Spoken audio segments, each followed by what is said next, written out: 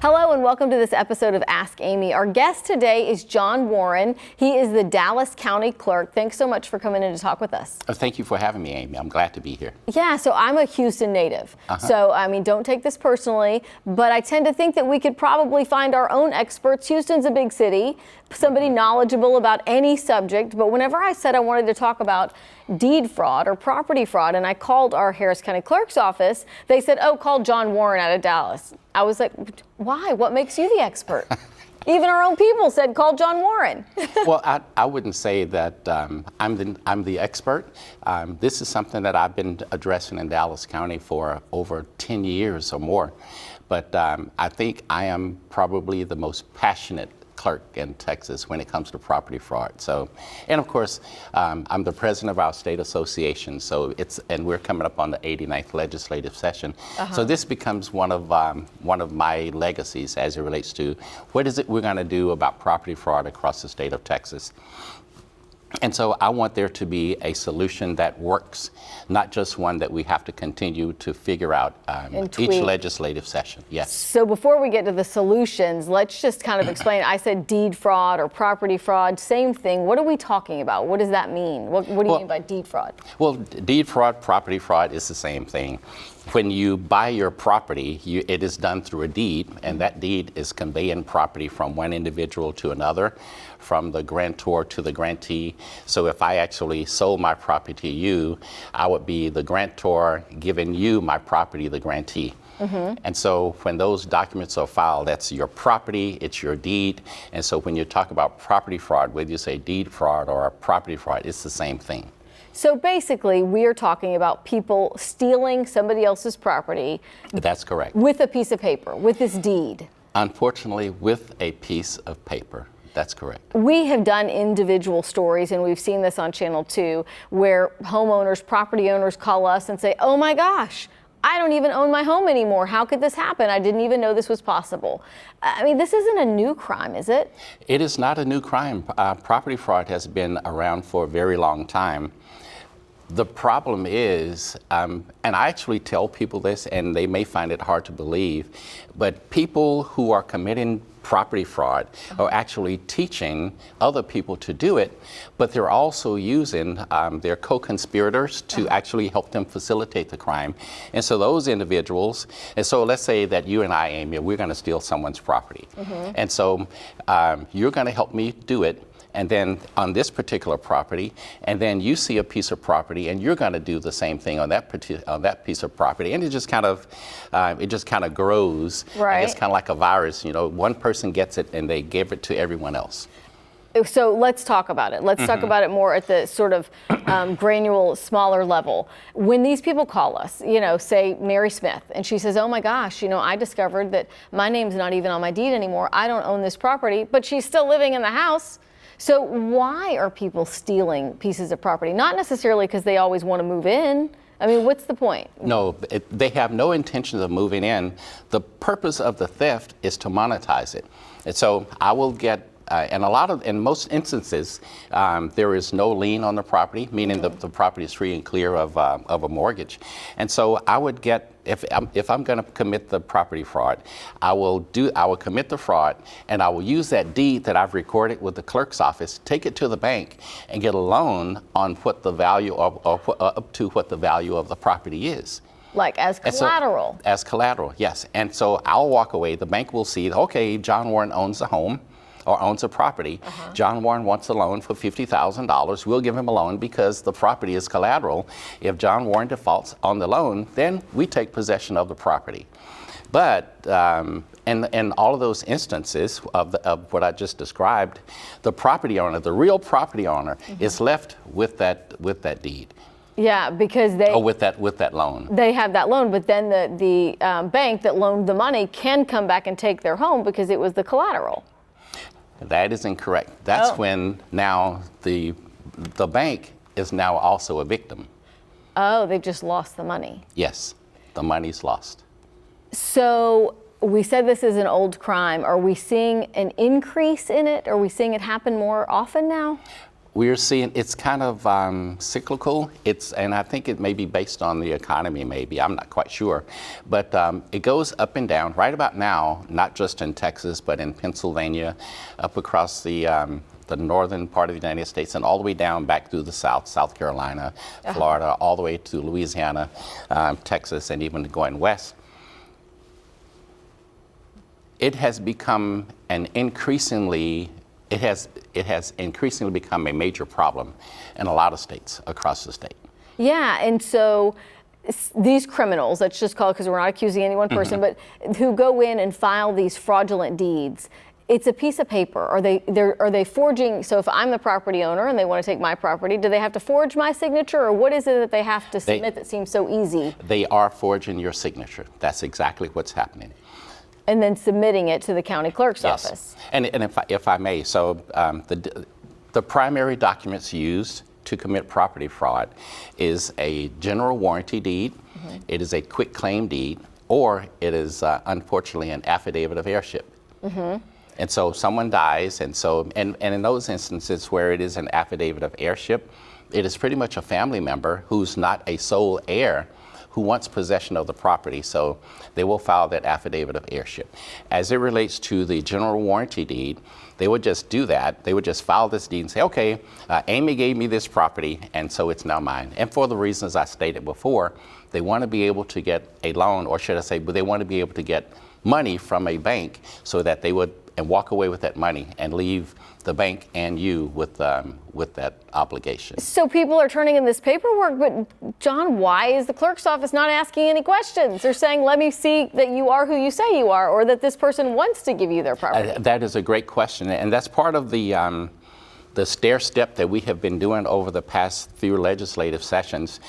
In the 87th legislative session, a bill was passed that said we can ask for a photo ID, but it said in the original bill, if the person refused to show us their ID, then we have to accept it anyway.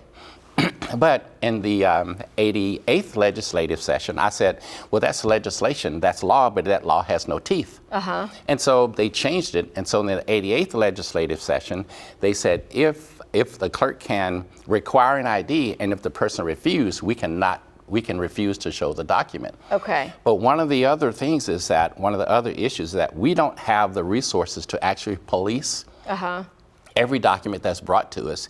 And that would also mean that I would actually have to have a staff of attorneys, real estate attorneys, to review those documents to make sure that they were legitimate.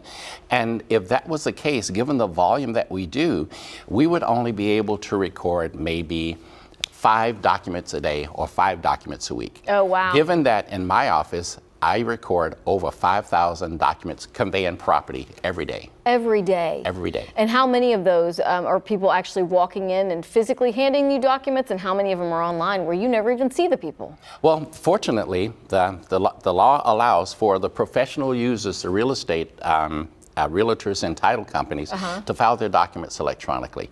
For John and Jane Q. Public, where the majority, 99% of the crime is done through non-professional, it's just an individual who decides they want to steal property. Those are the individuals who have to come into the office and file those documents over the counter.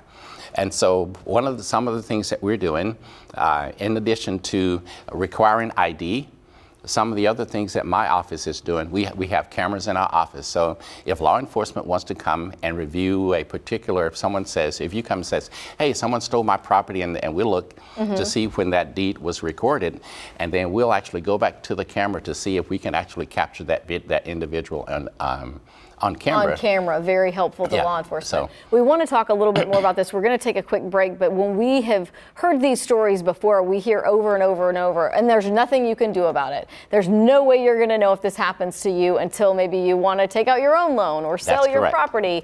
When we come back, you're going to explain some measures, some things that we can do to prevent this from happening to us if we own a piece of property. We'll take a quick break, and we'll be right back.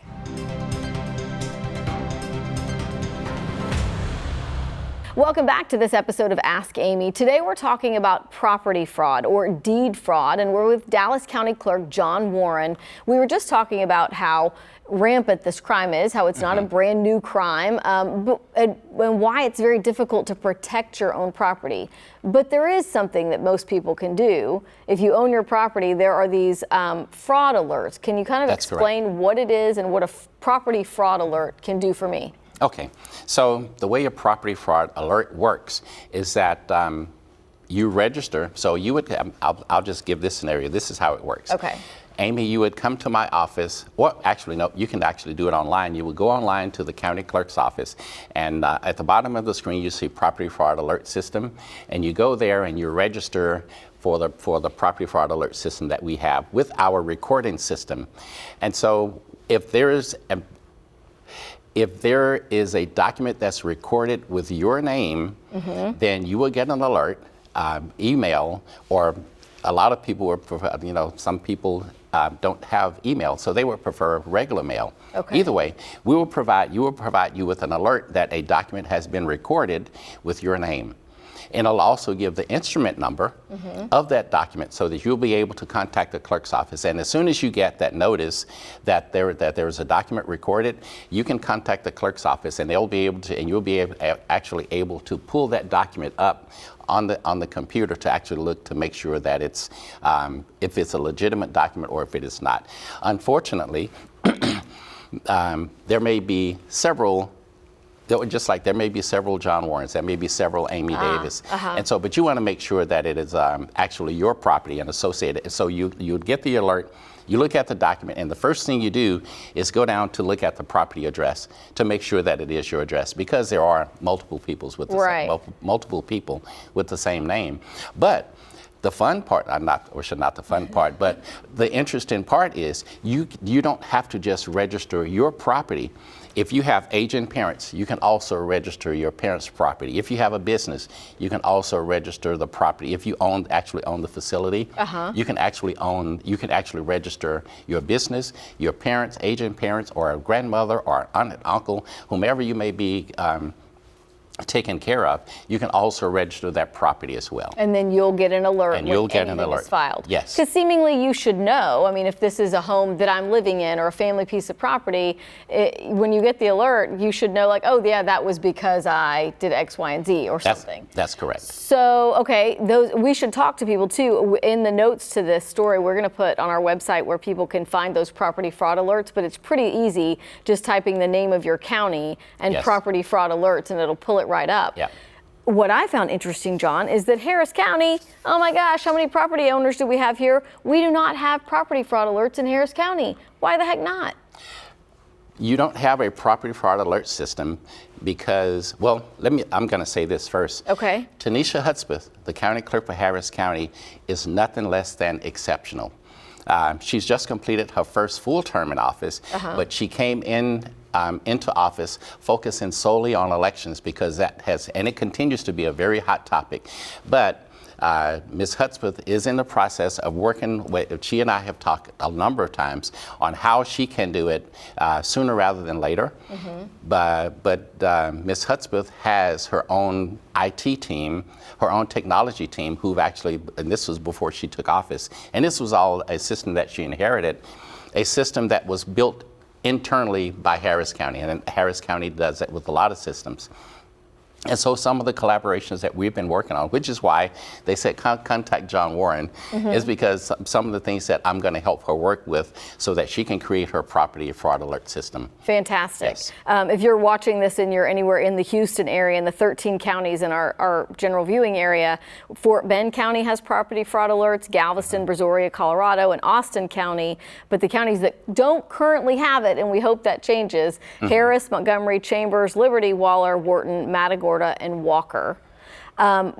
Still in this segment, I want to talk to you about, so say you get one of those alerts and you realize, like, oh my gosh, somebody has taken my property, has filed a piece of paper, this deed that says that it's no longer my property.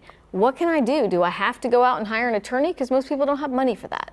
You're exactly right. And no, you don't have to go out and hire an attorney, but I will tell you that And anyone who's listening and they realize that they are a victim of property fraud, the first thing you do, you contact your county clerk's office. It is our responsibility as the county clerk and the recorder of deeds to actually notify law enforcement. We may have you do an affidavit or something, but we will provide, whether it's the local law enforcement agencies, the cities, or it could be your district attorney or your county attorney that will be handling those for your county. But absolutely. That information will get into the hands of law enforcement, and then we would never recommend that you just go out and hire an attorney, because you're right, it's an expensive process, and it's because it is a crime. There's very little that an attorney can do. That's something for law enforcement to do, because those individuals who are stealing property needs to be in jail. They shouldn't just get a slap on the wrist for something that they should have done. And some of these things, John, that we've heard about, these cases where people have reached out to us, have been, oh my gosh, I realized that I don't own my home anymore. And the reason they realized it is because the person or group of people who stole their home by filing this fraudulent deed then went and placed the home up for sale. It might be a property that was vacant. So, maybe you're not driving by all the time. They placed it up for sale. Some poor schmo looking for a house comes along and takes out a loan and pays for it.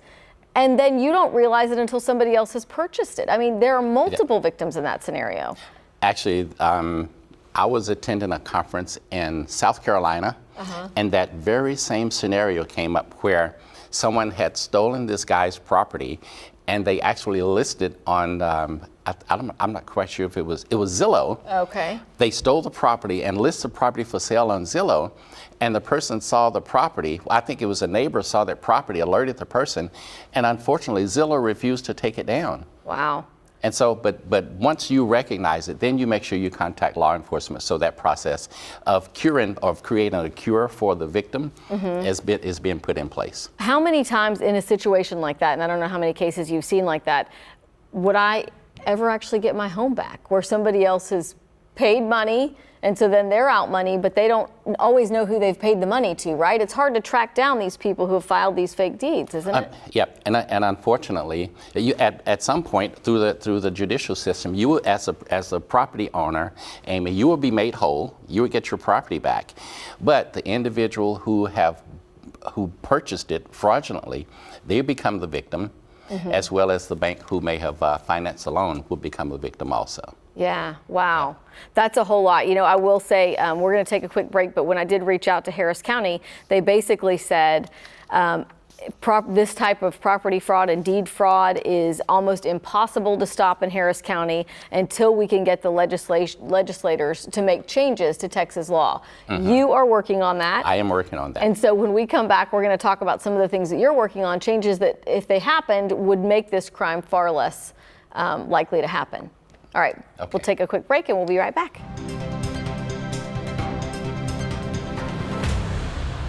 Welcome back to this episode of Ask Amy. Our guest today is John Warren, the Dallas County Clerk.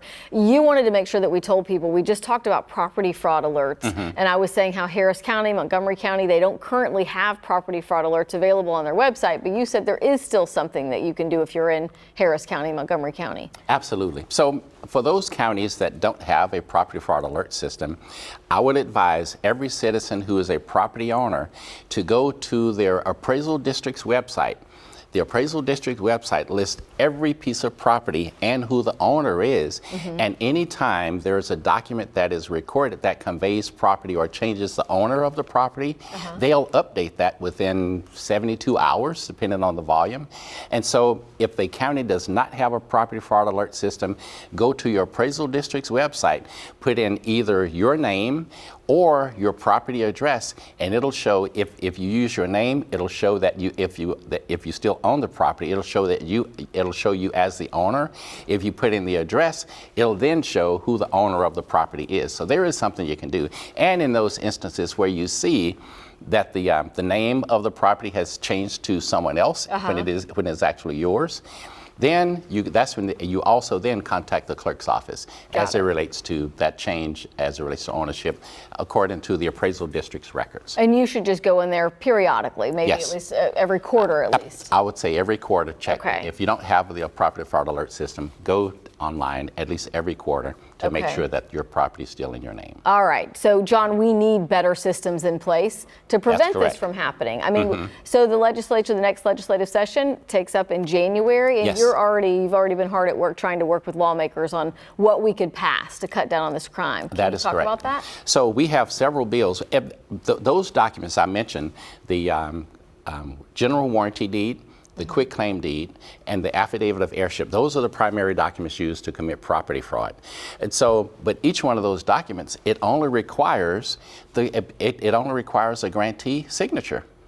And so part of the language, or should I say part of the law that we are wanting to change is that every document conveying property, and I want to get the language correct, every document, any individual who's filing a document conveying property, and they're required to do it over in the clerk's office, and that's John and Jane Q. Public, which is where the majority of this takes place. They are required to have the grantor's name, the grantee's name, and a witness. Oh. And of course that has to be codified by the notary. Those individuals appear before the notary, and like I said, it should require a grantor and grantee signature. Okay. For those individuals of an affidavit of heirship, because the grantor is now deceased. And so now the grantee signs it, but it should also have two witnesses verifying that this is the individual, and that individual cannot be the sole, that the individual cannot record that document if they're not the sole heir of the property. So just more people present Yes. to basically acknowledge and say, Exactly. yes, this is the person, this is a legitimate transaction. Yes, but I will say one of the other things that we're doing, that we're noticing, with all this technology and the ability to use photo editing software, now people have the ability to steal the notary seal and steal that information. So another bill that we have is that it creates it's a crime for you to fraudulently use a notary seal, and so and all of them will come with a financial penalty as well as criminal prison, or should I say? Isn't that already a crime? It is not. It's not. Like, for example, if I use somebody else's notary seal and I'm not a licensed certified notary, that's Well, but a notary is required to have a $10,000 bond, and so if that notary, there's very little as it relates to penalty, criminal penalty, if someone steals a notary seal. Oh, okay. And so now we really want to make it a crime where it's a $5,000 fine, I think, and at least 5 years incarceration, 5 years prison. So, and we think, and that's and one of the, and I want to make sure that the language include per instance. And so if you're doing this multiple times, if you've done this 5 times, and so that's 25 years in prison. And those should not serve, and those instances should not serve concurrently. It should be 25 versus just 5 years. Right, because are you seeing in cases where individuals have been caught, they're not just doing this with one piece of property? No, it's never one piece of property. It is always multiple pieces of property. Yeah, and how much support do you feel like you've got among lawmakers for these bills that are being introduced this next session? Well, the response, I testified at the House Committee on Business and Industry, and they were very interested in some of the issues that we described as being or should I say, what property fraud does to the individuals, and so they were very enthusiastic about what we're doing. And like I said, we have about 4 bills that we're filing. One has already been filed, 3 that we are currently working on. We're tightening the language up, but those will also be. But the response with the Texas legislature has been very positive. All right. Well, we definitely want to follow up as the legislative session gets started. Let you know if those things pass. Typically, if they do, then they're taking effect hopefully the following September. Yes. So we will keep this on our radar. And thank you so much. Actually, no, I don't want it September. 'Cause once the governor signs, you could do it earlier. Yes. Yeah, we want it I would rather. Right. No, the governor signs in May, so I would rather they take effect in May when the governor signs. Immediately. Yes. That would be awesome. All right, we will stay on top of this and let you know. Thank you so much for coming in. Absolutely. And thank you for joining us. Have a great day.